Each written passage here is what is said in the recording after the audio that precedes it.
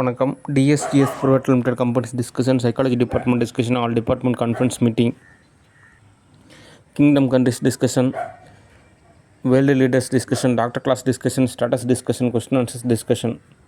Okay, information. Okay, ஒரு ராஜாவாக நான் சொல்கிறது தெளிவாக நிதானமாக பொறுமை கேட்டுக்குங்க. ஒவ்வொரு கொஸ்டினுக்காக பதில் சொல்கிறேன். முதலாவது ஸ்டூடியோ டிஸ்கஷன். ஸ்டூடியோ பொறுத்த வரைக்கும் ஃபியூச்சர் இன்வெஸ்ட்மெண்ட் மூவி மிகவும் ஒரு அருமையான ஒரு மூவியாக இயக்குனர் பாலா அவர்களுக்கு அமையும். ஓகே, ஆனால் இந்த படம் வந்து கேஜிஎஃப் மாதிரி இருக்காது. அந்த வியட்நாம் கதை மாதிரியும் அதே சமயத்தில் நிறையா ஒரு கற்பனை கலந்த ஒரு யதார்த்தமான ஒரு ஃப்யூச்சரில் ஒரு வேளை போர் நடந்தது அப்படின்னா என்ன மாதிரி நிகழ்வுலாம் நடக்கும் அப்படின்ற மாதிரியான ஒரு கதைக்களம். ஓகே, நிறையா விஷயத்தை நம்ம ரியாலிட்டிக்காகவே எடுக்க போகிறோம். நல்ல ஒரு தரமான ஒரு மூவி. ஓகே, சரி, அடுத்து அந்த 1999 இந்த 2018 சம்மந்தமாக ஒரு மூவி இருக்கும். அதையும் நான் ஒரு புக் பண்ணலான்னு இருக்கேன். அதுக்கப்புறம் நிறையா மூவிஸ் இருக்குது. ஒவ்வொரு மூவியாக நம்ம தோது பார்க்கலாம். அடுத்து ஸ்டூடியோவை பொறுத்த வரைக்கும் ஒரு சில இன்ஃபர்மேஷன் இருக்குது. சோப்னாங்கை பொறுத்த வரைக்கும் ஸ்டூடியோ நாட் அலோடு. ஏன் அப்படின்னா, அதாவது இந்த கிறிஸ்டினாரிட்டியில் இருக்கிறவங்களுக்கு எல்லாமே புரியும். அதாவது இந்த கிறிஸ்துவத்தில் இருக்கிறவங்க எல்லாருக்குமே. ஓகே, சோப்னாங்கியை பொறுத்த வரைக்கும் பழைய கீர்த்தி சுரேஷ் இருந்தாங்க அப்படின்னா ஓகே. இப்போ இருக்கக்கூடிய சோப்னாங்கியோட மனமும் சரி, அதோட படிநிலையுமே சரி, அது தோதாக மாட்டேங்குது. அது என்ன பண்ணுது அப்படின்னா, ஒரு மைய நிலைப்பாடாக நிறைய எரர் ஏற்படுத்துது. அதனால் இப்போ என்ன என்ன என்ன என்ன அப்படின்னா, என்ன இந்த உலகத்துக்கே ராணி ஆகினா என்ன தோது பார்ப்பாங்க? ஒன்றும் தோது பார்க்க மாட்டாங்க. காலையில் எந்திரிப்பாங்க, மினிக்கிக்குவாங்க, நல்லா திம்பாங்க, தூங்குவாங்க, செலவு பண்ணுவாங்க, ஜாலியாக இருப்பாங்க. அவ்வளோதான் கான்செப்ட்டு. அதுக்கு எதுக்கு இவ்வளோ ராவடி செய்யணும்? ஓரளவு இருக்கிற தொகையை வச்சுக்கிட்டே அவன் நல்லபடியாக வாழலாம். ஆனால் அப்படி இல்லாமல் ஏதோ வகையில் தோது பார்க்குறாங்க. அது நமக்கு தோதாகாது. அதனால் ஸ்டூடியோவில் நாட் அலோடு. ஓகே, மற்றபடி பேசலாம், பழகலாம், அவ்வளோதான். மற்றபடி இந்த சமைக்கிறன்றது, இந்த யானை வளர்க்குறன்றது, துணி துவைக்கிறன்றது எதுக்குமே லாக்கி கிடையாது. நமக்கு தோதாகாது. ஓகே, அதனால் ஒரு பதமானது நம்ம நிறைய டைரக்டரே சொல்லிட்டாங்க. அதுதான் நமக்கு சரியான பதம். ஓகே, சரி, அடுத்த தகவல். என்னங்க டைரக்டர் சார், அதாவது யதார்த்த ரீதியாக ஒரு உளவியல் ரீதியான ஒரு விஷயம் இருக்குது. அது முதல்ல நான் சில விஷயங்கள் சொன்னால் தான் அடுத்து அந்த படிநிலை தோதாகும். அடுத்து ஆக்டர்ஸ் நயன்தாரா பொறுத்த வரைக்குமே ஸ்டூடியோ நாட் அலோடு. ஒரு 1 இயர் லீவ். ஆக்டர் ஸ்னேகா பொறுத்த வரைக்கும் நீங்களும் ஒரு 1 இயர் லீவ் எடுத்துக்கோங்க.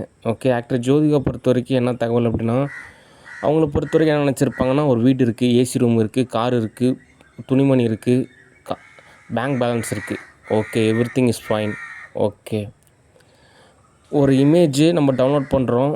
ஏன்னா நம்மளை எப்படி டவுன்லோட் பண்ணிட்டாங்க, நம்ம இதை அப்படி அவங்களுக்கு கன்வெர்ட் பண்ணணும், அப்படி தான் அவங்க நினைக்கிறாங்க. அதாவது ரிவெஞ்ச் பாலிசியாக தான் இருக்கிறாங்களே தவிர, பாருங்கள், நம்ம வந்து இவ்வளோ நல்லா வசதியாக இருக்கிறோம், நம்மளை புக் பண்ணுற டைரக்டர் பாவம் ஒரு ஏதோ ஒரு பழைய காராவது எடுத்து ஓட்டிகிட்டு இருக்கட்டும், ஒரு நல்லபடியான ஏதோ ஒரு அவருக்கு தகுந்த மாதிரி ஒரு வீட்டில் வாழட்டும் அப்படின்னு நினைக்கலாம்ல. அப்படி இல்லாமல் நம்ம டைரக்டர் நம்மளோட உயர்வாக இருக்கணும், அவர் நல்ல ஒரு பெரிய வீட்டில் வாழணும், நல்ல ஒரு லக்ஸுரியான கார் வாங்கிக்கணும், அப்படிலாம் நினைக்கவே மாட்டேங்கிறாங்க.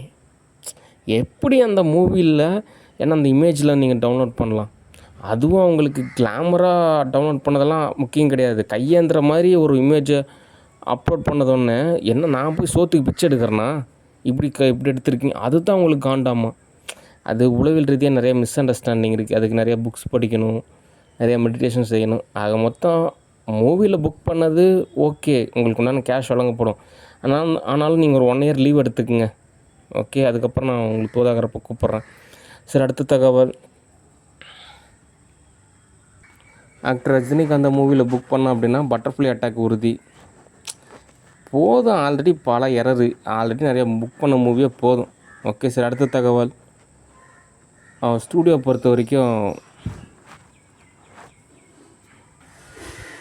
படிப்படியாக தான் தோது பார்க்கணும். ஓகே, சரி, அடுத்து உளவியல் ரீதியான எரர் டிஸ்கஷன். என்னங்க டைரக்டர் சார், ஒரே கலவரமாக இருக்குது, ஒரே சலனமாக இருக்குது, என்ன காரணம் அப்படின்னு ஒரு கொஸ்டினாக இருக்குது. ஒருத்தர் கேட்டிருக்காங்க. அதுக்கு என்ன பதில் அப்படின்னா, நார்த் இந்தியாவை பொறுத்த வரைக்கும் எப்பவுமே நடக்கக்கூடிய நிகழ்வு தான். ஓகே, நீங்கள் வரலாறில் எடுத்து படித்து பார்த்தீங்கன்னா, ஆரம்ப காலகட்டத்திலேருந்து இப்போ வரைக்குமே ஏதாவது ஒரு போராட்டம், ஏதாவது ஒரு நிகழ்வு நிகழ்ந்துக்கிட்டு தான் இருக்கும். ஓகே, அங்கெல்லாம் அது ஒரு இயல்பான ஒரு விஷயம். சவுத் இந்தியாவை பொறுத்த வரைக்கும் தான் ரொம்ப ஒரு பெரிய விஷயம். ஏன் அப்படின்னா சவுத் இந்தியா அப்படின்றது ஒரு அமைதியான ஒரு ஒரு தியான மடம் மாதிரி. இங்கே தான் கலவரம்னா தான் ரொம்ப பெரிய ஒரு வயலன்ஸான ஒரு விஷயம். சரி, இப்போ எல்லா சவுத் இந்தியாவில் அவங்கவுங்க ஓரளவு பதமாக இருக்காங்க. அடுத்து தமிழ்நாட்டை பொறுத்த வரைக்கும் என்ன தகவல் அப்படின்னா, தமிழ்நாட்டை பொறுத்த வரைக்கும் உளவியல் ரீதியான நிறையா சில விஷயங்கள் தான் இருக்குது. அந்த வகையில் எப்படி நம்ம அணுகுறோம், எப்படி நம்ம பேசுகிறோம் அப்படின்றது ஒரு பதம் இருக்குது. அதாவது என்ன பதம் அப்படின்னா, இந்த நீங்கள் பைபிள் எடுத்து படித்து பார்த்தாலும் சரி, இந்த பகவத்கீதை படித்து பார்த்தாலும் சரி, இந்த குரானை நீங்கள் எடுத்து படித்து பார்த்தாலும் சரி, எல்லாமே பார்த்திங்கன்னா ஒரே பாதையில் இருக்கக்கூடிய ஒரு பயணமாக தான் அந்த புத்தகம் இருக்கும். அதாவது ஒரு மரத்தோட பல கிளைகள் மாதிரி தான் அந்த புத்தகங்களே இருக்கும். நீங்கள் நல்லா ஆழமாக படித்து பார்த்தீங்கன்னா உங்களுக்கே புரியும். ஓகே. அந்த வகையில் இந்த பைபிளில் சொல்லக்கூடிய விஷயங்களில் இருக்கிறப்போ நிறையா பேர் என்கிட்ட வந்துட்டு, தலைவரை ரொம்ப பசிக்குது, கொஞ்சம் சாப்பாடு இருந்தால் கொடுக்குறீங்களா, ரொம்ப பசிக்குது, ஏதாவது காசு இருந்தால் கொடுக்குறீங்களா, அப்படிலாம் யாரும் என்கிட்ட கேட்குறது கிடையாது. எல்லாருக்குமே என்ன தேவை அப்படின்னா, ஆத்ம ரீதியான ஒரு வேட்கை இருக்குது. அந்த மனதின் நிலையில் வந்துட்டு என்ன தகவல், என்ன ஏது அப்படின்றது தான் உங்களுக்கு ஒரு விஷயமா இருக்குது. அடுத்து இன்னொரு பதத்துக்கு வந்துட்டு அவங்க ஆல்டர்னேட்டிவாக நிறைய விஷயம் தோது பார்த்துக்குவாங்க. அந்தந்த இடங்களுக்கு போனாலோ இல்லை அந்தந்த விஷயங்களை பயன்படுத்தினாலோ, அதாவது இந்த இன்ஸ்டாகிராமு, இந்த யூடியூப்பு, அதுக்கப்புறம் ஏதோ சில ஆப்ஸு, அதுக்கப்புறம் சில இடங்களுக்கு போகிறப்போ அவங்க ஓரளவு தோது பார்த்துக்கிறாங்க. ஆனால் எல்லாத்தையும் விட மெயினாக என்ன விஷயம் அப்படின்னா, ஆத்மநிலை கொஸ்டின் தான் இருக்குது. அந்த மனச்சார்ந்த விஷயம் தான் நிறையாவே இருக்குது. இந்த மாஸ் என்கிற மாசிலாமணி அப்படின்னு சொல்லிட்டு ஒரு மூவி, வெங்கட் பிரபு அவர் இயக்கத்தில் நடிகர் சூர்யா நடிச்சிருப்பார். அந்த படத்தில் ஒரு டயலாக் வரும், எல்லாமே மனசு தானே. அதாவது நிறையா பேய்களை அவங்கள துரத்திட்டு வரும். ஒரு சாமியார்கிட்ட போவாங்க. அப்போ அதை பார்த்து பயப்படாதீங்க அப்படிம்பாங்க. அப்போ சூர்யா சொல்லுவார், எல்லாமே மனசு தானே அப்படிம்பாங்க. அதாவது மனசு தான் எல்லாத்துக்கும் காரணம். நார்மலாக பார்க்குறப்போ அவங்க எல்லாம் மனுஷங்களாம் தெரிவாங்க. அதனால் மனசு தான் காரணம். மனம் இருந்தால் மார்க்கம் உண்டு அப்படின்றது தான் ஒரு விஷயம். எவ்வளோ பெரிய விஷயமா இருந்தாலும் மனசு இருந்தால் சாதாரணமாக சால்வ் பண்ணலாம். ஓகே. சரி, அந்த வகையில் இந்த மனதின் நிலையிலேருந்து நான் தகவல் சொல்கிறேன். ஓகே. முதலாவது பைபிள் ஸ்டடி அப்படின்னு சொல்லிட்டு ஒரு நிலையை நான் உருவாக்கலான்னு இருக்கேன். அதாவது நான்லாம் அந்தளவுக்கு பைபிள்லாம் படித்ததே கிடையாது. ஓகே. அதனால் என்னோட பைபிள் ஸ்டடி செஞ்சு நல்ல ஒரு ஊழியக்காரங்களாகவும் பாஸ்டராகவும் நல்ல ஒரு ஆராய்ச்சியாளராகவும் நிறையா பேர் இருக்காங்க. ஓகே. நானும் அதை சும்மா ஏதோ வசனம் அடிப்பேன், அவ்வளோதான். ஓகே. அதனால் நான் வந்துட்டு ஒரு ஊழியக்காரரோடையோ இன்னொரு சர்ச்சிலையோ இன்னொரு பாஸ்டர் கூடயோ போட்டி போடணும், அந்த சபையில் நான் போய் ஊழியம் செய்யணும், நான் அந்த சபையை ஆக்கிரமிக்கணும்னு நான் நினச்சதே கிடையாது. ஓகே. என்கிட்ட ஓரளவுக்கு காசு இருந்துச்சு அப்படின்னா நானே ஒரு சொந்தமாக ஒரு சபையை அமைச்சிக்குவேன். ஓகே. இன்னொருத்தரோட சபை எனக்கு எதுக்கு? ஓகே.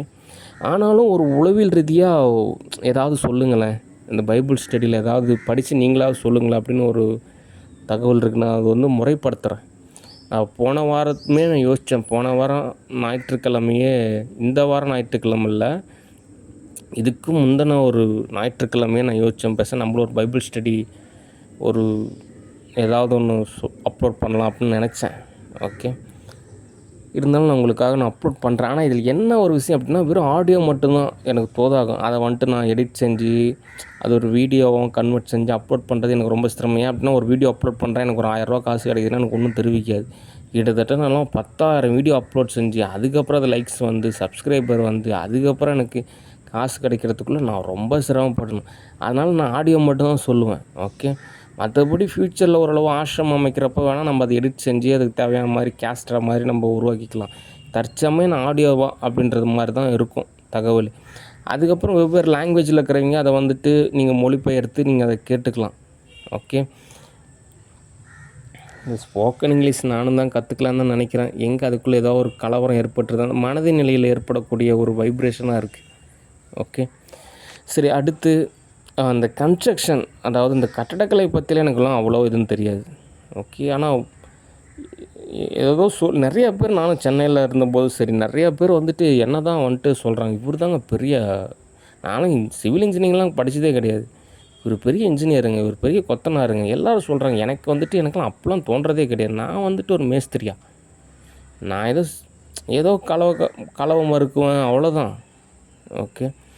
ஆனாலும் எனக்கு ஒரு இன்ட்ரெஸ்ட் இருக்குது. நான் ஓரளவுக்கு காசுலாம் சம்பாதிச்சதுக்கப்புறம் தேவ் கன்ஸ்ட்ரக்ஷன் சொல்லிட்டு ஆரம்பித்து ஒவ்வொன்றா தோது பார்ப்பேன். ஓகே. ஆனாலும் நீங்கள் வந்து கிளாஸ் எடுங்க, நீங்கள் எடுக்கிற கிளாஸ் வந்து நல்லாயிருக்கு அப்படின்றாங்க. சரி, அதனால் படிப்படி தான் தோது பார்க்கணும். ஓகே. சரி, அடுத்து நானும் அது சொல்கிறேன். கன்ஸ்ட்ரக்ஷனை பற்றி நம்ம எப்படி ஒரு ஒரு தொழிலை ஆரம்பிக்கணும், அதை வந்துட்டு எப்படி ப்ரொமோட் பண்ணணும், அதில் ஏற்படக்கூடிய நிலையை வந்துட்டு எப்படி பேலன்ஸ் பண்ணணும் அப்படின்னு எல்லா டீட்டெயில்ஸுமே நான் சொல்கிறேன். ஓகே, இதனால் எனக்கு என்ன லாபம் அப்படி நம்ம நினைக்கக்கூடாது. ஓகே, நமக்கு லாபம் கிடைக்கும், ஒரு ஃப்யூச்சர் இன்வெஸ்ட்மெண்ட் மாதிரி. ஓகே, சரி, அடுத்து ஒரு உளவியல் ரீதியான ஒரு கொஸ்டின் இருக்குது. கர்மா. இந்த கர்மா அப்படின்றது யாரோ ஒருத்தர் வந்து எல்லா கர்மாவையும் கரைக்கிற மாதிரி இருந்தாங்க அப்படின்னா, நான்லாம் இந்நேரத்துக்கு ஊருப்பட்ட காசு கொடுத்து என்னோடய கர்மா வேலைத்தையும் கரைக்க சொல்லியிருப்பேன். அப்படிலாம் ஒரு கான்செப்டே கிடையாது. அவங்கவுங்க கர்மாவை அவங்கவுங்க தான் அனுபவித்து தான் அவங்கவுங்க தான் சால்வ் பண்ணணும். அதுதான் ஒரு நியதியாக இருக்குது. ஓகே, என் சமயமாக வந்துட்டு கர்மாவெல்லாம் கிளியர் பண்ணுறாங்க அப்படின்னு சொல்லிட்டு ஈஷா ஆசிரமத்தில் சொல்கிறாங்க. சத்குரு ஓரளவு பொது பார்க்குறாரு. ஆனால் அது எல்லாமே ஒரு டெம்பரரி ப்ராசஸ் மாதிரி தான் இருக்குது. ஒரு வேளை அவ்வளோ கர்மம் கிளியர் பண்ணியிருந்தால் இந்நேரத்துக்கு எத்தனையோ பேர் வந்து பில்லியனராகவும் ட்ரில்லியனராகவும் பல மடங்கு உயர்ந்திருக்கணும். ஓகே, நான்லாம் சமயமாக கிளாஸே அட்டன் பண்ணது கிடையாது. வெறும் ப்ரீ சமயமாக தான் அட்டன் பண்ணேன். அதுவும் பார்த்திங்கன்னா உள்ளவே இல்லாமல் வெளியே வந்துட்டு எல்லாத்துக்கும் சாப்பாடு பரிமாறுறது, அதை மட்டும்தான். கடைசி நேரத்தில் எவ்வளோ முயற்சி பண்ணேன். அது சத்குரு அந்த சமயமாவில் வந்துட்டு இந்த ப்ரீ சமயமாக முன்னாடி சொல்லுவாங்க, இந்த மாதிரி உங்களுக்கு தோதாக இருந்தால் நெகட்டிவாக சொல்லுவார், வேணாங்க வராதிங்க போங்க அப்படின்ற மாதிரி தான் சொல்லிகிட்டு இருப்பார். சரி, குருவே அப்படி சொல்கிறேன்னு சொல்லிட்டு வெளியே வந்துட்டேன். அதுக்கப்புறம் பார்த்தா ரொம்ப ஒபிசிட்டியாக இருக்கிறவங்களாம் கூட அந்த கிளாஸ் அட்டன் பண்ணாங்க. அதுக்கப்புறமா நான் போய் சொன்னேன், தெரியாமல் வந்துட்டாங்க, நான் வேணால் காசு கூட கொடுத்துட்றேன், எவ்வளோ போது பார்த்து சொல்கிறேன். அங்கே இருக்கக்கூடிய சுவாமிஸும் மாஸும் ரொம்ப அப்படியே டெரர் மாதிரி இருந்ததுனால நான் சமயமாகவே அட்டன் பண்ணலை. ஓகே, அதனால் இந்த கர்மா அப்படின்ற ஒரு கான்செப்ட் அவங்கவுங்க தான் அனுபவிக்கணும். அதுதான் விதி. அதனால் இன்னொருத்தர் கர்மா வந்துட்டு இன்னொருத்தர் அப்படின்றலாம் தோது பார்க்குறது தோதாகாது. இன்னொருத்தரோட சோலோட மிங்கல் ஆகும் அப்படின்றதும் தோதாகாது. இன்னொருத்தரோட பேர் பார்ட்ஸ் அப்படின்றது தோதாகாது. அதெல்லாம் ஒரு லேப் டெஸ்ட்டு, அதெல்லாம் ஒரு தனித்துவமான ஒரு விஷயம். ஒரு சில பேருக்கு மட்டும் தான் தோதாகும். அதுவுமே ஒரு டேஞ்சர் ஜோன் தான். அதுலேயுமே ஒரு பதம் இருக்குது. ஓகே, அதனால் பொதுத்தளத்தில் இயங்கிறது அப்படின்றது மிகப்பெரிய ஒரு ஆபத்து இருக்குது. அதனால் அவங்கவுங்க கர்மாவை அவங்கவுங்க தான் சால்வ் செய்யணும். அதுதான் விதி. ஓகே, அடுத்து இந்த கர்மா அப்படின்றத நம்ம ஏன் சொல்லிகிட்டே இருக்கோம் அப்படின்னா, இதை நம்ம ஆரம்பத்திலிருந்தே சொல்லக்கூடிய ஒரு வார்த்தை தான். ஆனால் இது எங்கே போய் அழுத்தமாக ஒரு இடத்துல முடியுது அப்படின்னா, இந்த பரம்பொருள் அப்படின்னு சொல்லிட்டு ஒரு ஃபவுண்டேஷன் இருக்குது. அதோட ஒருத்தர் நிர்வகிச்சிட்ருக்கார். அவர் பேர் விஷ்ணுன்னு நினைக்கிறேன். அவர் என்ன பண்ணிட்டாரு, ஒரு நாளைக்கு ஒரு ஸ்கூலில் போயிட்டு பேச சொல்லியிருக்காங்க. இவர் பாட்டுக்கு ஸ்கூலில் போயிட்டு நல்லதமாக பேசியிருக்கலாம். நீங்கள் வந்து மெமரி பவருக்கு வந்துட்டு என்ன பண்ணணும், உங்கள் பேரண்ட்ஸ்கிட்ட எப்படி நடந்துக்கணும், உங்கள் ஃப்யூச்சர் எப்படி நடந்துக்கணும், நீங்கள் காலேஜ் போனால் எப்படி நடந்துக்கணும், நீங்கள் என்ன மாதிரி பயிற்சி பண்ணணும், இப்படி ஏதாவது சொல்லியிருந்தா நல்லா மோட்டிவேஷனாக இருந்திருக்கு. இவர் என்ன பண்ணிட்டாரு, அங்கே போய் கர்மா அப்படி இருக்குது, நீங்கள் அழகாக இருக்கிறதுக்கு இப்படி தான் காரணம், அப்படி தான் காரணம்னு சொல்லிவிட்டு அப்படி அது அவங்களுக்கு பெரிய வேதனை ஏற்படுத்தி அதுவே ஒரு பெரிய மன அழுத்தமாயிருச்சு. இப்போ நம்ம இந்த வார்த்தை சொல்லக்கூடிய ஒவ்வொரு வார்த்தையும், இந்த கர்மா அப்படின்னு சொல்லக்கூடிய இந்த ஒவ்வொரு வார்த்தையுமே எங்கே போய் அவங்கள போய் அந்த ஸ்டூடெண்ட்ஸுக்கெல்லாம் போய் பாதிப்பு ஏற்படுத்துமோ அப்படின்றது கூட எனக்கு ஒரு சந்தேகமாக இருக்குது. ஏன்னா இவரோட மையத்தில் வந்துட்டு ஒரு ஓஎஸ்ல ஒரு சாஃப்ட்வேர் இன்ஸ்டால் பண்ணுறாராமா. அப்படிலாம் கிடையாது. ஓகே, ஒருத்தர் ஒரு வேளை அழகாக இல்லை அப்படின்னா அதுக்கு என்ன காரணம், நியூட்ரிஷன் நல்லா சாப்பிட்டா போதும். ஆப்பிள் பழமும் ஆரஞ்சு பழமும் நல்லா சாப்பிட்டு நல்லா ஒரு ஃபிட்னஸான ஆக்டிவிட்டீஸ்லாம் செய்ய ஆரம்பித்து இப்போலாம் ஊருப்பட்ட காஸ்டியூம்ஸ் இருக்குது. ஓகே, கொரியன் காஸ்டியூம்ஸு, எக்கச்சக்கமான காஸ்டியூம்ஸ் இருக்குது. அது இல்லாமல் இயற்கையாகவே நிறையா வைத்திய முறையெல்லாம் இருக்குது. அதில் எவ்வளோ எல்லாத்தையும் ஃபாலோ பண்ணால் அப்படியே பயங்கரமான ஒரு ஸ்டேட்டஸுக்கு வரலாம். ஓகே, அதெல்லாம் சாதாரணமான ஒரு விஷயம் இப்போ இருக்கக்கூடிய காலகட்டத்தில். ஓகே, அதனால் அதுக்கெல்லாம் போய் மன அழுத்தத்தை ஏற்படுத்திக்காதீங்க. ஓகே, சரியான ஃபுட்டு, சரியான ஒரு ட்ரீட்மெண்ட்டு, சரியான பதத்தில் வாழ்கிறப்போ எல்லாமே தோதாகும். ஓகே, சரி, அடுத்து ஆக்டர் விஜயை பொறுத்த வரைக்கும் ஒரு 2-3 வாரத்துக்கு முன்பே, ஒரு சில மாதத்துக்கு முன்பே அவரோட செயல்பாட்டில் ஒரு மையம் இருந்தது. எல்லோரும் அவரை ஃபோக்கஸ் பண்ணுங்க, என்ன ஃபோக்கஸ் பண்ணி என்ன பிரயோஜனம், அப்படியே நான் அப்படியே மாளிகையில் வாழ்ந்துட்டுருக்கேன், அப்படியே கவலையே இல்லாத அளவுக்கு அப்படியே சொகுசாக வாழ்ந்துட்டுருக்கேன், என்ன ஃபோக்கஸ் பண்ணுறதுக்கு நானே பரிதாபமாக தான் இருக்கிறேன். ஓகே, என்ன ஃபோக்கஸ் பண்ணி செஞ்சு என்ன பிரயோஜனம். ஓகே, இதில் பெண்களெல்லாம் என் பக்கம் திருப்பி போடுறதுனால அதாவது அந்த கவிக்கு அப்துல் ரகுமான்னு சொல்லிட்டு ஒரு எழுத்தாளர் இருந்தார். அவர் அந்த சிறகுகளின் நேரம்னு சொல்லிட்டு ஒரு புத்தகம் எழுதியிருக்காரு. அவரோட புத்தகங்கள்லாம் நிறையா ஒரு சில படிச்சிருந்தாலும் அந்த புத்தகம் எனக்கு ஒரு மிகப்பெரிய ஒரு நல்ல ஒரு பதமாக இருந்தது. அதில் சில விஷயங்கள்லாம் இருக்குது. அதாவது ஒரு நல்ல வார்த்தை தான் பேசணும் அப்படின்னு. எங்கள் அப்பாலாம் என்னை திட்டாத திட்டே கிடையாது. அந்த திட்டு கேட்டு எப்பேற்பட்ட ஆளாக இருந்தாலும் சரி நிச்சயமாக மயக்கம் போட்டே விழுந்துருவாங்க. அந்தளவுக்கு எனக்கு வீட்டில் எனக்கு திட்டுறாங்க. இது எனக்கு மட்டும் இல்லை, எனக்கு முன்னாடி கரப்பான்பூச்சியெல்லாம் இருந்தான். அவனுக்கெல்லாம் பயங்கரமான வேதனை, இன்னி வரைக்குமே வேதனை. எனக்கு நான் இப்படி பேசுகிற ஸ்லாங் வந்து எனக்கே வந்துட்டு ஒரு முரண்பாடாக தான் இருக்குது. ஏன் அப்படின்னா, நம்ம ஒரு நல்ல ஒரு மொழியியல் கூட்டில் வாழ்ந்துட்டுருக்கிறப்போ, நல்ல ஒரு உரைநடையான ஒரு மொழி நடையில் ஒரு இலக்கணத்தோடு பேசுகிறப்போ அதை கேட்குறதுக்கு அவ்வளோ நல்லாயிருக்கும். ஓகே. ஆனால் யதார்த்தமான சூழ்நிலையில் நம்ம பேசக்கூடிய இந்த ஒரு வார்த்தையானது ஒரு ஒரு சமநிலை ஏற்படுத்தும், ஒரு நார்மலான ஸ்டேட்டஸை உருவாக்கும். ஓகே. அதனால் நான் ஒரு டைரக்டரே, அது இல்லாமல் நான் ஒரு ஒரு பதத்தில் ஒரு எஜுகேஷன் லெவலில் குவாலிஃபைடாக இருக்கிறனால நான் பேசுகிறது யாரும் நினச்சிக்க மாட்டாங்க. ஆனால் என்ன மாதிரியே வந்துட்டு மற்றவங்க யாரும் பேசக்கூடாது. ஏன்னா நல்லதாக ஒரு 4 வார்த்தை பேசலாம். ஓகே. அதை சம்மந்தமாக ஒரு புத்தகம் கூட எழுதலான்னு தான் தோணுது. ஆனால் என்ன எல்லாத்துக்குமே எக்ஸ்பென்சிவ் இருக்குது, காசு தேவைப்படுது. ஓகே. அதனால் ஃபேமிலி தரப்புலாம் வந்துட்டு அவங்களாம் படிப்பறிவு கிடையாது. ஓகே. எங்கள் அப்பா பொறுத்த வரைக்கும் நான் வந்து ஒரு போட்டியாளர் மாதிரி, அவரோட பையன் மாதிரி எனக்கு கிடையாது. என் பையன் நல்லா ட்ரெஸ்ஸு பண்ணணும், நல்லா சாப்பிடணும், அவன் வேலைக்கே போடலான்னு பரவாயில்ல, நல்லா ராஜா மாதிரி இருக்கணும், நான் அவனை வளர்த்துவேன், அவன் தான் எங்களுக்கான சொத்து, அவனுக்கு என்ன வேலையோ அதை நான் அமைச்சு தருவேன் அப்படிலாம் நினைக்க மாட்டாங்க. அவன் வந்து எனக்கு ஒரு போட்டியாளன், அவன் நல்லா சாப்பிடக்கூடாது, நல்லா தூங்கக்கூடாது. அது உளவியல் ரீதியாக வந்துட்டு சொல்லக்கூடிய ஒரு விஷயம் தான். பொதுநிலையில் வந்து பாஸ் அதிகமாக இருக்குது. ஆனால் ஒரு விஷயம் புரிஞ்சிக்க மாட்டேங்கிறாங்க. பயாலஜிக்கல் சிஸ்டத்துக்கு ஒரு லிமிட்டேஷன் இருக்குது. பாவம் அவங்கெல்லாம் உண்மையிலுமே நரம்பெல்லாம் அதிர்ந்து ஊருப்பட்ட கடன் வாங்கி வாழ்வியலோட யதார்த்தத்தில் அந்த மனசை வந்து அப்படியே ஒட்டஞ்சி அப்படியே சுக்குநூறாக மாதிரி அந்த மனசே வந்து பிறழ்வுப்பட்டு அதுக்கப்புறம் தன்னோட வலியை கூட மறுத்து போய் ஒரு வாழ்வியல் அமைச்சுக்கிட்டால் எப்படி ஒரு வேதனையான ஒரு வாழ்வியல் இருக்கும், அந்த மாதிரியான ஒரு வாழ்வியல். ஓகே. அங்கே போய்ட்டு நம்ம ப்ளஸ்ஸு மைனஸு அப்படிலாம் சொல்லவே முடியாது. நம்மகிட்ட காசு இருக்கா, செலவு பண்ணுறோமா, சந்தோஷமாக இருக்கோமா, அவ்வளோதான். அந்தளவுக்கு அவங்க வந்து பாதிக்கப்பட்டிருக்காங்க. அப்படி இருக்கிறப்போ நம்ம அவங்க புரிஞ்சுக்கிட்டு நம்ம நடந்துக்கணும், அவ்வளோதான். மேற்கொண்டு நம்ம பாதிப்பு ஏற்படுத்தக்கூடாது. அதுதான் ஒரு பண்பான ஒரு பகுத்தறிவாக நம்ம புரிஞ்சுக்கணும். ஓகே. அதனால் என் ஸ்டேட்டஸ் எல்லாம் இவ்வளோ பரிதாபமாக தான் இருக்குது. இதில் வேறு வந்துட்டு என்ன ஃபோக்கஸ் பண்ணுங்க, என்ன மையப்படுத்தி என்ன பிரயோஜனம். ஓகே. எனக்கு என்ன தோணுதுன்னா, ஒரு வேளை அந்த 30 ட்ரில்லியன் வந்து உறுத்தலாக இருக்குமோ, ஒரு வேளை மிலிட்ரி ஆர்டர் உறுத்தலாக இருக்குமோ அப்படின்னு தோணுது. வேணால் கேன்சல் பண்ணுறதான் சொல்லிடுங்க, கேன்சல் பண்ணிடுறேன், அவ்வளோதான். அனாவசியமாக வந்துட்டு மிங்கல் ஏற்படுத்தக்கூடாது. ஓகே. ஞாயிற்றுக்கிழமை அதுமா டியூட்டி பார்க்காம மிகப்பெரிய ஒரு வேதனை ஏற்படுத்தி விட்டாங்க. ஓகே. நான் ஆரம்பத்திலே சொன்னேன், எடப்பாடி பழனிசாமி அவர் வந்திருந்தாருன்னா ஒரு 10,000 காசு கொடுத்துருப்பாரு. நானும் நிறையா லோன் விஷயத்துக்கு நிறையா வகையில் தோதும் அமைச்சிருப்பாங்க. ஓகே. ஆனால் நான் மனசாட்சிப்படி நடந்துக்கிட்டேன்.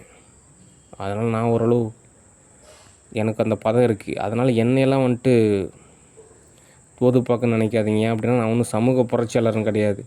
ஓகே. இப்படி தான் 10 வருஷமும் போராடி கடைசியில் என்ன லாபம். ஓகே. அதனால் சிம்பிளாக சால்வ் பண்ணலாம். என்ன ஒரு ஆல்ரெடி சொன்ன ஒரு 1000 நலத்திட்டம், அதுக்கப்புறம் 1 லட்சம் நலத்திட்டம், 1 கோடி நலத்திட்டம் ஈஸியாக சால்வ் பண்ணலாம். அதனால் இப்போ நம்மக்கிட்ட கேஷ் கொடுத்து நம்மளோட ஆலோசனைலாம் வாங்கிங்கிறாங்க அப்படின்னா நம்ம எதோ சொல்லலாம். எதுக்கு நம்ம தேவையில்லாமல் டைம் வேஸ்ட் பண்ணிட்டு நம்ம வந்துட்டு நம்ம தோது பார்க்கணும் அப்படின்றது தான் எனக்கு ஒரு கொஸ்டினாக இருக்குது.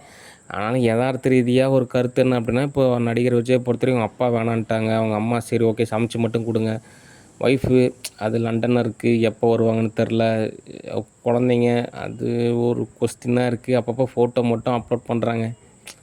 இந்த மாதிரி சூழ்நிலையில் ஃபேமிலி இல்லை. யாருக்காக நம்ம நிர்வாகம் செய்கிறோம், எதுக்காக நிர்வாகம் செய்கிறோம்? கட்சிக்காக நிர்வாகம் செய்கிறோமா, இல்லை காசுக்காக நிர்வாகம் செய்கிறோமா, இல்லை நம்மளுடைய ஆளுமையை வெளிப்படுத்துகிறோமா, இல்லை நம்ம அதிகாரத்துவம் வெளிப்படுத்துகிறோமா? எதுக்காக நம்ம வந்துட்டு இதெல்லாம் தோது பார்க்குறோம்? ஒருவேளை நடந்த எரர் எல்லாத்தையுமே நம்ம வந்துட்டு சால்வ் பண்ணுற ஒரு பதத்தில் நம்ம செயல்படுறோம். இப்படி நிறையா கொஸ்டின் இருக்குது. அவருக்கெல்லாம் ஊருப்பட்ட கேள்வி இருக்குது. அந்த கேள்விக்கு உண்டான பதில் அவரே தான் கண்டுபிடிச்சிக்கணும். இது எப்படின்னா, அடக்கி வைக்கப்பட்ட ஒரு நிலையானது பயங்கரமாக வெளிப்படும். ஓகே.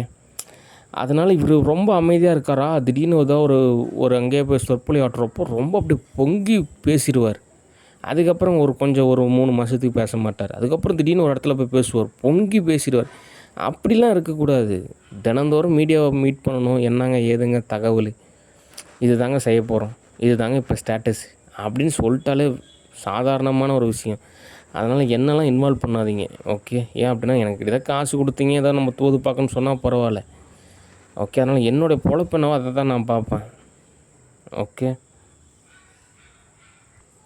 உலகத்தில் எத்தனையோ நாடு இருக்குது. எனக்காக பல பேர் காத்திருக்காங்க. அவங்க எல்லாரையும் நான் விட்டுட்டு நான் வந்துட்டு உங்களுக்கு வந்துட்டு எல்லாமே தோது பார்த்து கொடுத்துட்டு இருந்தேன் அப்படின்னா, நமக்கு வந்துட்டு மனசு கொஞ்சம் உறுத்துது. ஓகே. ஏன் அப்படின்னா, இந்த வேகத்தில் போனால் நம்ம எதுவும் தோதாகிறது நிச்சயமாக சிரமம். ஓகே. யதார்த்த ரீதியாக என்ன கிளைமேக்ஸ் தகவல் அப்படின்னா, 8 கோடி பேர் இல்லை, 8000 கோடி பேர் இல்லை, 8 லட்சம் கோடி பேர் இல்லை, சும்மா 8 ட்ரில்லியன் பேர் வந்தாலும் சரி, என்னுடைய பதம் ஒரு தனித்துவம், அவங்களுடைய பதம் ஒரு தனித்துவம். அதனால் இந்த கலவரத்தை ஏற்படுத்துறதெல்லாம் பழைய கான்செப்ட்டு. ஓகே. அதனால் என்னை விட்டுருங்க, தயவு செஞ்சு என்னை சித்திரவதைப்படுத்தாதீங்க. ஓகே. எனக்கும் இந்த ஆஃபீஸுக்கு எந்த சம்மந்தமும் கிடையாது. ஓகே. ஏன்னா நான் இதை லாபம் சம்பாதிக்கிற மாதிரி. ஓகே. என்னை விட்டுருங்க. ஓகே. அடுத்து சம்திங் எரர், அது நிறைய எரர் இருக்குது. அது எல்லாத்தையும் நம்ம லிஸ்ட்டு போட்டு சொல்லிட்டு இருந்தோம் அப்படின்னா இன்றைக்கி பொழப்பு போயிடும். இது டவுன்லோட் ஆகிறதுக்குள்ளே இன்னும் எவ்வளோ மணி நேரம் ஆகும்னு தெரில. ஓகே. அதனால் இறுதியாக தகவல் என்ன அப்படின்னா, ஆல்ரெடி புக் பண்ண மூவிஸ் ஓகே, ஃபேமிலியோட details okay, everything is okay, எல்லாமே அப்படி அப்படியே ஓகே. ஆனால் என்ன ஆஃபீஸுக்கு மட்டும், கவர்மெண்ட் ஆஃபீஸுக்கு மட்டும் என்னை கூப்பிடாதீங்க, அவ்வளோதான். அது நீங்களே தனியாக தோது பார்த்துக்குங்க. அதுக்கு தான் நிறையா புக்கு படிக்கணும், நிறையா பேரை கன்சல்ட் பண்ணணும், அதுக்கெலாம் நிறையா ஹார்ட் ஒர்க் செய்யணும். விடியங்காத்தால் 4 மணிலேருந்து நைட்டு 10 மணி வரைக்கும் உழைச்சிங்கன்னா தான் ஒரு 30 வருஷத்துக்குள்ளேயாவது இப்போ இருக்கக்கூடிய நிலப்பரப்பானது அட்லீஸ்ட் ஒரு சிங்கப்பூர், மலேசியா அளவுக்கு அது ஓரளவு மேட்ச் ஆகும். ஓகே. நீங்கள் 9 மணிக்கு வந்துட்டு 4 மணிக்கு போனீங்க அப்படின்னா இப்போ இருக்கக்கூடிய ஸ்டேட்டஸுக்கே 300 வருஷம் ஆகும் நீங்கள் போய் ரீச் ஆகிறதுக்கு. அதுக்குள்ளே அவங்க பல மடங்கு முன்னேறி போயிடுவாங்க. அதனால் அந்தளவுக்கு உழைக்கணும். நீங்கள் நினைக்கிற மாதிரிலாம் கிடையாது. சும்மா ஒரு 30 கிலோமீட்டர் ஓடிட்டு வந்துட்டு அதுக்கப்புறம் ஒரு 24 மணி நேரம் ரெஸ்ட் எடுத்துகிட்டு இப்படி சோக்கு காமிச்சிட்டு இருந்தாலும் வேலைக்கு ஆகாது. உண்மையாக உழைக்கணும், மனசாட்சி உறுத்தல் இல்லாமல் வேலை செய்யணும். அதெல்லாம் ரொம்ப பெரிய ப்ராசஸ் இருக்குது. ஓகே. அதனால் நான் மற்ற நாடுகளில் தான் ஓரளவு தோது பார்க்குறது தான் எனக்கு தோதாக இருக்கும். ஆனாலும் தமிழ்மொழி ரொம்பவே அருமையான ஒரு மொழி தெரியுங்களா. அகத்தியர்லாம் உருவாக்கின அந்த தமிழ்மொழி, தொல்காப்பியர் இலக்கணம் எழுதின அந்த மொழியெல்லாம் ஒரு நல்ல அதிர்வு. அந்த மொழியில் பேசுகிறதே ஒரு பெரிய ஒரு மருத்துவம் மாதிரி. ஓகே. இந்த பைபிளில் கூட என்ன சொல்கிறாருன்னா, இந்த ஆண்டவர் நாசியில் தன்னோட சுவாசத்தை ஊதினார், உடனே அவங்க உயிர் பெற்றாங்க அப்படின்றாங்க. அதனால் காற்று, நல்ல வார்த்தை அப்படின்றது தான் மிகப்பெரிய விஷயம். செவிக்கு உணவு இல்லாத போது சற்று வயிற்றுக்கு ஈயப்படும் அப்படின்றாங்க. அதனால் நம்ம அந்த கேட்குறதுக்கு, பேசுகிறதுக்கு அவ்வளோ இம்பார்ட்டன்ஸ் இருக்குது அப்படின்றாங்க. ஓகே. அதனால் தினந்தோறும் நான் இப்படிலாம் பேசிகிட்டு இருக்கிறது நிச்சயமாக எனக்கு தோதாகாது. ஓகே. அதனால் உங்களுக்கு வரக்கூடிய நிகழ்வு எல்லாத்தையும் நீங்கள் தான் சால்வ் பண்ணணும். என்ன எந்த வகையிலையும் கோத்து விடக்கூடாது. நானும் அவங்கள கோத்தவே விட மாட்டேன். நானே தனியாக எல்லாத்தையும் தோது பார்த்துக்குவேன். ஓகே. அதனால் அதே மாதிரி எதிர்பார்ப்பு ஏற்படுத்தக்கூடாது. நான் அதை செய்ய போகிறேன், உங்களுக்கு தோது அமைச்சு கொடுக்க போகிறேன், கடைசியில் நாமத்தான் தோது பார்க்குறதுன்றது தோதாகாது. ஓகே. அதனால் செய்வேன்னா செய்வேன், செய்ய மாட்டேன்னா செய்ய மாட்டேன் அப்படின்ற மாதிரி சொன்னா தான் கரெக்டாக இருக்கும். உங்களை எதிர்பார்த்துட்டு இருந்து கடைசியில் எனக்கு மிகப்பெரிய சிரமம் ஆயிடுச்சு. அதனால் என்னை எந்த வகையிலையும் கோத்து விடாதீங்க. ஓகே. நானும் உங்களை எந்த வகையிலையும் கோத்து விட மாட்டேன். ஸ்டூடியோவாக ஓகே, ஃபேமிலியாக ஓகே, மற்றபடி நீங்கள் சம்பளம் வாங்குறீங்க, நீங்கள் கரெக்டாக வேலை செஞ்சுக்கிங்க, அவ்வளோதான். ஓகே. சரி, நான் தெளிவாக சொல்லிட்டேன். ஓகே. என் மேலே எந்த சலுப்பு சங்கட்டமும் உங்களுக்கு வேணாம், அவ்வளோதான். ஓகே. சரி, அடுத்த தகவல். அடுத்து என்ன தகவல் அப்படின்னா, கம்பெனியை பொறுத்த வரைக்கும் எனக்கு கேஷ் கிடைக்குதோ இல்லை ரொம்ப நாளுக்கு அப்புறம் கேஷ் கிடைக்குமோ அப்படின்றலாம் ஒரு யதார்த்தமான ஒரு கூற்றாக இருந்தாலுமே, அப்பப்போ கொஞ்சம் கம்பெனியை கவனிச்சிக்கிறது அப்படின்றது ஒரு நல்ல ஒரு ஒரு மேன்மைக்கான ஒரு பாதை தான். ஓகே. ஏன் அப்படின்னா இந்த அக்கௌண்ட்ஸ் எல்லாமே பார்த்திங்கன்னா ஒரே நாளில் எல்லாம் சால்வ் ஆகும். ஒரே நாளில் இருக்கக்கூடிய எல்லா கம்பெனிக்குமே அவங்க பேங்க் அக்கௌண்ட்ஸ்லேயுமே வித்தின் செகண்ட்ஸில் வந்துட்டு அக்கௌண்ட்ஸில் கேஷ் வந்து ட்ரான்ஸ்ஃபர் ஆகும். எல்லாம் ஒரே நாள் ஆஃபீஸ் ஒர்க்கு தான். மிகப்பெரிய கம்பெனியாக இருந்தாலும் அந்த ஆஃபீஸில் எனக்கு என்ன வேலை, ஒரே வருஷத்தில் ஒரு நாள் தான் வேலை. எவ்வளோ டர்ன் ஓவர், எனக்கு எவ்வளோ லாபம், அவ்வளோ தான் வேலை. ஆனாலும் கம்பெனிக்காக நம்ம ஏதாவது கொஞ்சம் லேர்னிங்கில் இருக்கணும். ஏதாவது கற்றுக்கலாம், ஏதாவது நம்ம டிஸ்கஷன் அப்படின்னு நம்ம தோது பார்க்கணும். அப்படின்னா தான் நிறைய நன்மை இருக்குது. ஓகே. அடுத்து ஸ்டூடியோ பொறுத்த வரைக்கும் படிப்படியாக தான் தோதாக்கும். ஓகே. ஆனாலும் நம்ம நிறைய நேரம் உழைக்கணும். ஆனால் இதில் சில மிஸ் அண்டர்ஸ்டாண்டிங் இருக்குது. ஆக்டர் ஸ்னேகா பொறுத்த வரைக்கும் கண்ணாடி போடுற மாதிரி ஒரு இமேஜை நான் டவுன்லோட் பண்ணதோடனே, நான் கண்ணாடி போடுறேன்னா அதே மாதிரி நீயும் கண்ணாடி போடணும், அதிகப்படியாக ப்ளூ லைட்டை பார்த்துக்கிட்டே இரு, டிவி பாரு, டியூப் லைட்டை பாரு, நீ கண்ணாடி போடு அப்படி நினைக்கக்கூடாது. நான் பாரு இத்தனை வருஷத்தில் இவ்வளோ படம் நடிச்சிருக்கேன், எவ்வளோ சம்பாதிச்சிருக்கேன், வீடு கட்டிட்டேன், கல்யாணம் பண்ணிட்டேன், 2 குழந்தைங்க இருக்காங்க, கம்பெனி நடத்துகிறேன், பேங்க் பேலன்ஸ் இருக்குது, கார் வச்சுருக்கேன். இப்போ நான் நினச்சினா கூட உடனே எந்த வெளிநாட்டுக்கு வேணால் போகலாம் வரலாம். அதே மாதிரி நீ ஒரு சுதந்திரமான ஒரு வாழ்வியல் அமைச்சிக்கணும். உனக்குன்னு ஒரு சொந்தமாக ஒரு வீடு, காரு, உனக்குன்னு ஒரு குடும்பம், உனக்குன்னு ஒரு பேங்க் பேலன்ஸு, உன்னோட வாழ்வியலையும் சுதந்திரமாக நீ அமைச்சிக்கணும். அப்படி நினச்சா பரவாயில்ல. இவங்களுக்கு வரக்கூடிய பெனிஃபிட்ஸ் எல்லாமே இவங்க எடுத்துக்கிறாங்க. ஏதாவது ஒரு நெகட்டிவாக இருந்தால் அதை நமக்கு அப்படியே பாஸ் பண்ணுறாங்க. அந்த கண்ணாடி கூட எதுக்கு போடுறான் அப்படின்னா, உண்மையிலுமே கண்ணாடி போடுறது நல்ல விஷயந்தான். இந்த டாக்டர் கிளாஸ்லாம் படிச்சிங்கன்னா அந்த ஐ பற்றி சொல்கிறப்போ டஸ்ட்டெல்லாம் படக்கூடாது அப்படின்னு சொல்கிறதுக்காக கண்ணாடி போடுவாங்க. அதுக்கு வந்து நார்மல் கிளாஸஸும் இருக்குது. ஓகே. பவர் கிளாஸ் தான் போடணும்ல, நார்மலாக கூலிங் கிளாஸ் கூட இருக்குது. அது நல்ல விஷயந்தான். இந்த கிளாஸ் போடுறதெல்லாம் ஒரு நல்ல விஷயந்தான். அதை இவங்க எப்படியோ புரிஞ்சுக்கிறாங்க பாருங்கள். அதனால் யாரெல்லாம் கோடிங் பண்ணுவாங்க, யாரெல்லாம் பதமாக இருப்பாங்க அப்படின்றதான் நம்ம தோது பார்க்கணுமே தவிர, சும்மா ஒரு பொருளாதார நிலைக்காக இப்போவே நான் சம்பாரிச்சிக்கிட்டா தான் இன்னும் ஒரு 60-70 வயசுலனா போய் எங்கத்த போய் சம்பாதிக்குது, எங்கே போய் கிளாமராக இருக்கிறது, ஏதோ சீரியலில் நடிக்கலாம் அவ்வளோதான், இல்லை யாராவது ஏதோ விஷயத்துக்கு போகலாம் அவ்வளோதான். இப்போவே சம்பாரித்து வச்சுக்கிட்டு இப்படியெல்லாம் யோசித்தோம்னா கலைத்துறை மேம்படைகிறது நிச்சயமாக சிரமம். ஓகே. இப்படிலாம் நம்ம வந்துட்டு ஒரு மோட்டிவேஷனாக போய்கிட்டு, ஒரு சில பேர் அப்படி தான் இருக்காங்க. எனக்கு புக் பண்ணுங்கள், எனக்கு காசு கொடுங்க, நான் உங்களுக்கு எல்லாம் தோத அமைச்சு தரேன். அது பேர் கலைத்துறை கிடையாது, அது பேர் விபச்சாரம். ஓகே. அப்படி நம்ம தோது பார்க்குறது அப்படின்றது உலகத்தரமான ஒரு சினிமா அப்படின்ற வகையில் தோதாகாது. அது ஒரு குறிப்பிட்ட நிலைக்கு மேலே அவங்க மனசாட்சியை உறுத்தும். நம்ம எவ்வளோ படம் நடித்து என்ன சம்பாரித்து என்ன ஒரு வாழ்வு அப்படின்னு ஒரு சில பேர் ஒரு சில படம் நடிச்சிருப்பாங்க. ஆனால் அவங்களுக்கு முழுமையான ஒரு சாட்டிஸ்ஃபேக்ஷன் இருக்கும்.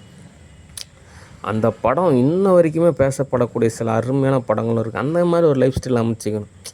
அதே சினிமா அப்படின்ற ஒரு பிஸ்னஸ் தான். பிஸ்னஸுக்காக என்ன வேணால் பண்ணலாமா, அதுக்குன்னு ஒரு முறை இருக்குது. ஓகே.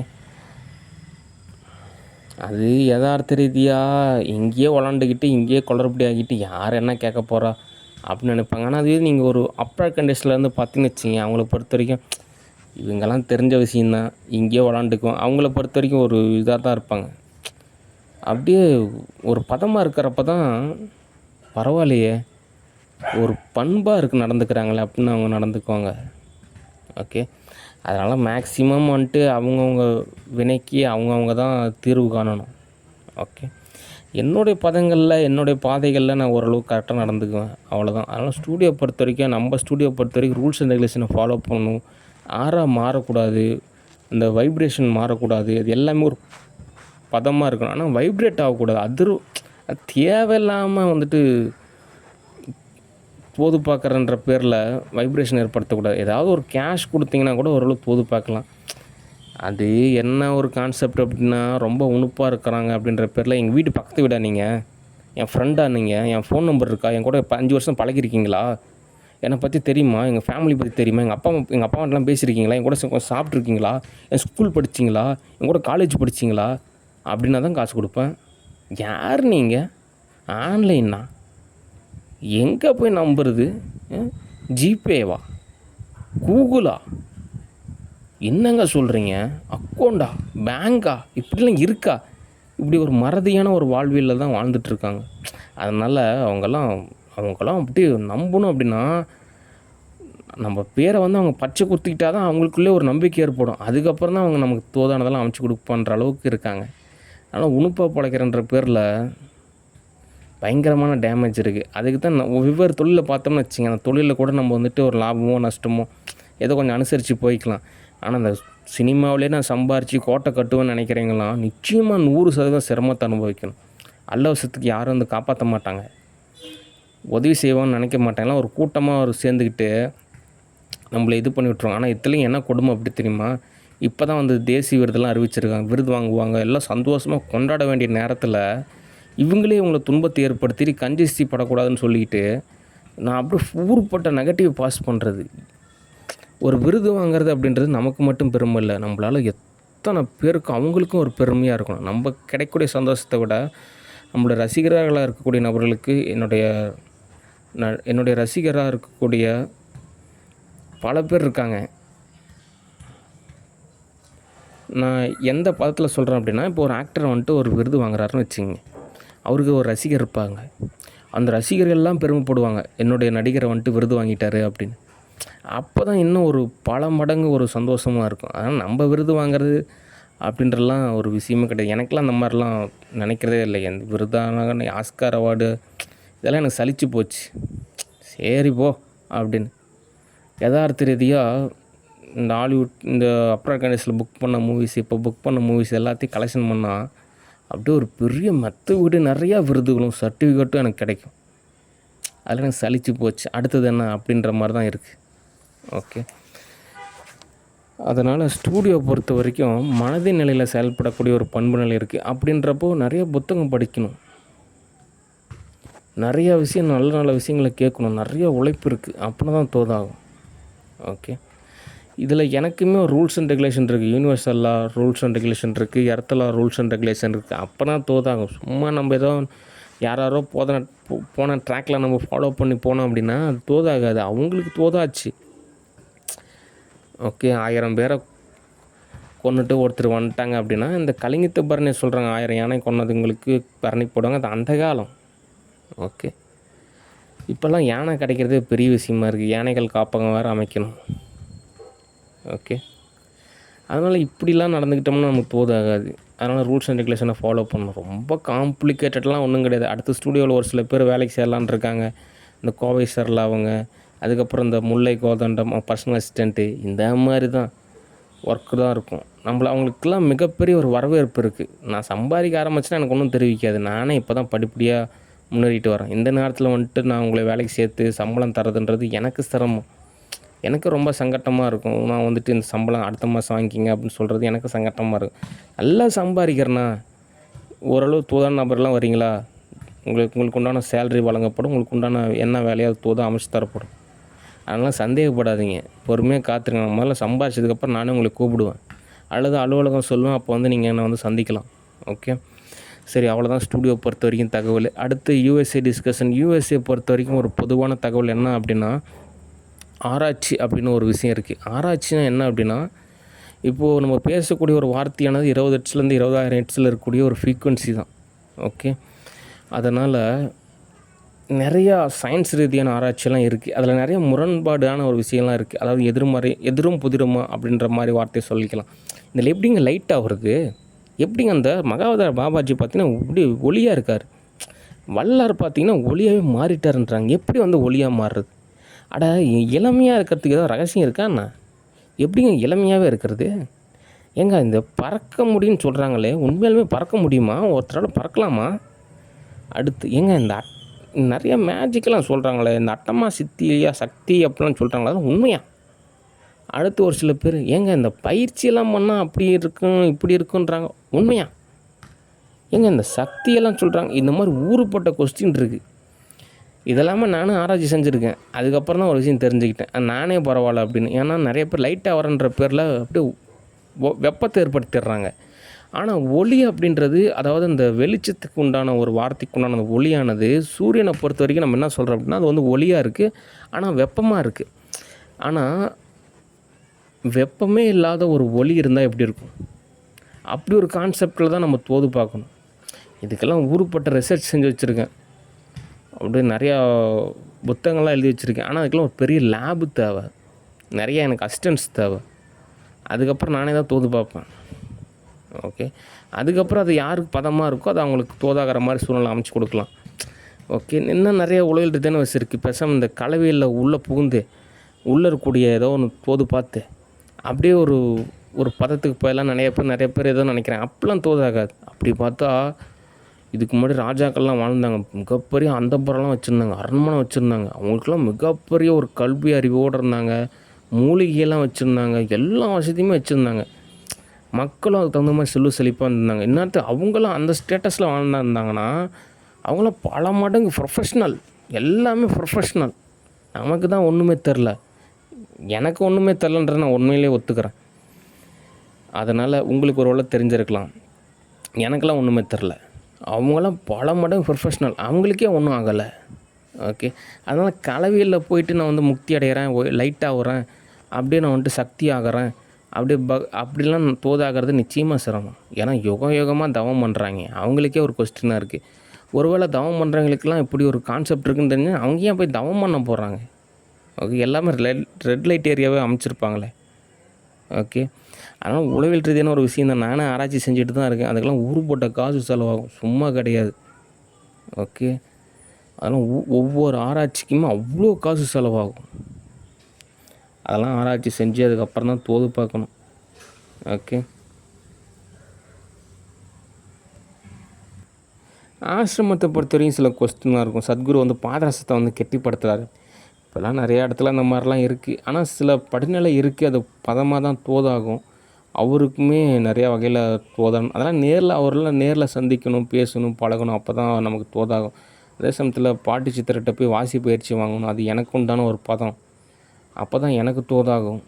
உண்மையாலுமே நான் இந்த நாயன்மார்களோட கதைகளாகட்டும், இந்த திருமந்திரம், திருவாசகம், அதுக்கப்புறம் நான் நிறைய சித்திரங்கள் எழுதின புத்தகங்கள்லாம் வாங்கி படிக்கணும்னு நினைக்கிறேன். ஆனால் காசு அதிகம். இதெல்லாம் நம்ம கவர்மெண்ட் வேலை, ஸ்டூடியோ வேலை, கம்பெனி வேலை, இதெல்லாம் எத்தனை வருஷமாக நான் செஞ்சுக்கிட்டே தான் இருக்கும். இதிலெல்லாம் போயிட்டு நான் வந்து பெரிய அவார்டு, எனக்கு முன்னாடி நிறைய பேர் இருந்தாங்க. இதுக்கு முன்னாடி காந்தி இருந்தார், நேரு இருந்தார், அப்புறம் அறிஞர் அண்ணா இருந்தார், எத்தனை தலைவர்கள். அதே மாதிரி இந்த பக்கம் ஆப்பிரிக்காவில் பார்த்தீங்கன்னா மார்ட்டின் லூதர் கிங்கு, இந்த பக்கம் அமெரிக்காவில் பார்த்தீங்கன்னா ஆப்ரகாம் லிங்கன், இந்த மாதிரி எல்லா நாட்டிலையுமே எல்லா தலைவர்களும் இருக்காங்க.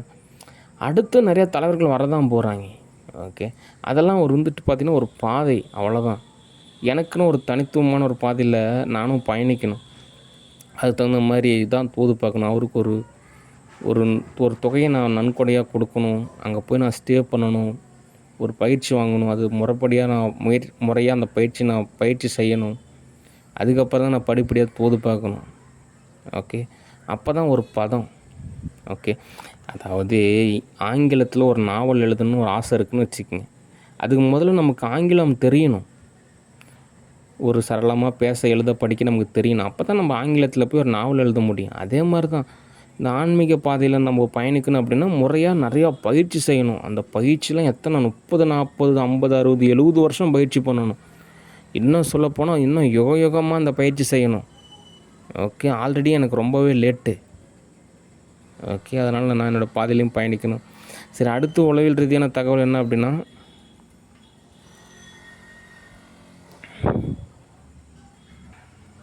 காலேஜு படிக்கணும். என்னை பொறுத்த வரைக்கும் காலேஜ் படிக்கிறது நல்ல விஷயந்தான். என்கிட்ட காசு இருந்தால் நான்லாம் யாரையுமே எதிர்பார்க்க மாட்டேன். வீட்டுக்கு ஓரளவு தொகையை கொடுத்துட்டு, காலேஜில் ஓரளவு இந்த 3-4 வருஷத்துக்கு உண்டான காசையும் ஒட்டுக்காக கொடுத்துட்டு, ஓரளவு ஹாஸ்டல்லையோ அல்லது பக்கத்துலேயே ஏதோ ரூம் எடுத்து நானே ஓரளவு படிச்சுக்கிட்டு நானே ஒரு வகையில் தோது பார்ப்பேன். மற்றவங்களை பொறுத்த வரைக்கும் அப்படிலாம் கிடையாது.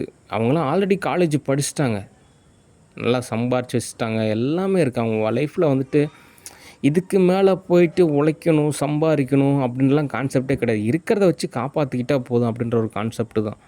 ஓகே, அதனால் ஒரு சில பேர் அப்படி இருக்காங்க. ஆனால் இருந்தாலும் காவியமாரி அவங்கள பொறுத்த வரைக்கும் அதான் இந்த அக்டோபர் 3 ஏதோ ஆகஸ்ட்டோ என்னமோ சொல்கிறாங்க காலேஜ். இவங்க என்ன நேரில் வந்துட்டு ஓரளவு காசு கொடுத்து அதுக்கப்புறம் நான் காலேஜ் சேர்ந்து அதுக்கப்புறம் செமஸ்டர் எக்ஸாம், இதெல்லாம் வந்துட்டு பார்த்திங்கன்னா ஒரு கற்பனையான ஒரு காணல் நீர் மாதிரி இருக்குது. சினிமா ஓகேங்க, சம்பளம் ஓகேங்க, மூவி புக்கிங் ஓகேங்க, எல்லாமே ஓகே, அமெரிக்கா ஓகே, எல்லாமே ஓகே. ரியாலிட்டியாக கொஞ்சமாக நடந்துக்கணும். எல்லாமே சூப்பர், அருமை, எல்லாம் நல்லது தான். ஓகே, எல்லாமே தங்கம், வெள்ளி, வைரம், வைடூரியம், முத்து, பவளம் எல்லாம் ஓகே தான். கொஞ்சம் ரியாலிட்டியாக அப்படின்றப்போ ஏட்டு சுரைக்காய் கறிக்கு உதவாதுன்ற மாதிரி ரியாலிட்டியாக என்ன அப்படின்றது தான் ஒரு விஷயமா நம்ம பதமான அந்த ஒரு வாழ்வியல் அமைக்கிற மாதிரியான ஒரு யதார்த்தத்துக்கு வரணும். அப்படின்றப்போ காலேஜ் நான் படிக்கின்றது எனக்கு ஒன்றும் 100%க்கு ஒரு 70% கொஸ்டினாக தான் இருக்குது. ஓகே, அதனால் ஒரு வேலைக்கு போகிறது அப்படின்றது ஒரு 100%க்கு ஒரு 85%க்கு மேலே ஒரு ஒரு பாசிட்டிவான ஒரு ஸ்டேட்டஸாக இருக்குது. ஓகே,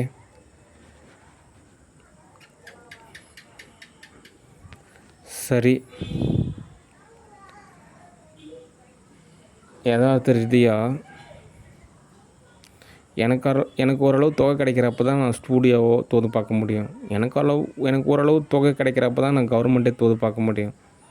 எனக்கு ஓரளவு தொகை கிடைக்கிறப்ப தான் நான் கம்பெனியை தோது பார்க்க முடியும். ஏன்னா எர்த்தோட ரூல்ஸ் அண்ட் ரெகுலேஷன் என்னவோ அதன்படி தான் நம்ம ஃபாலோ பண்ணணும்.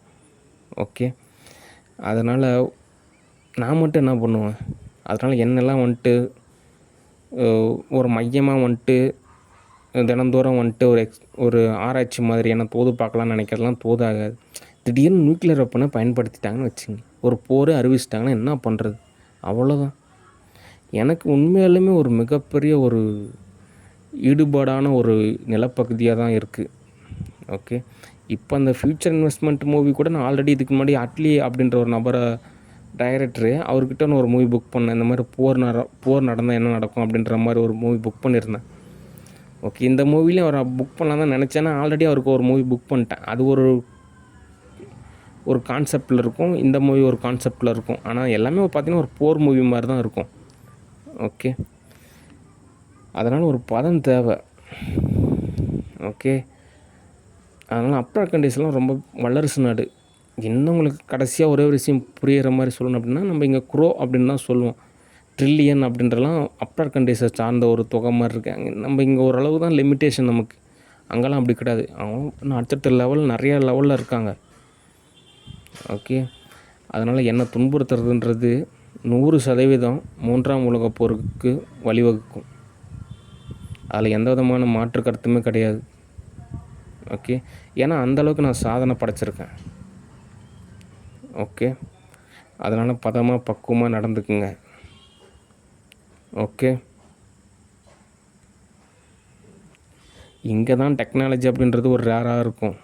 ஏன்னா ஒரு ஆப்பிரிக்கா நாடு மாதிரி தான் இருக்குது. ஆனால் யூஎஸ்எல்லாம் அப்படி கிடையாது.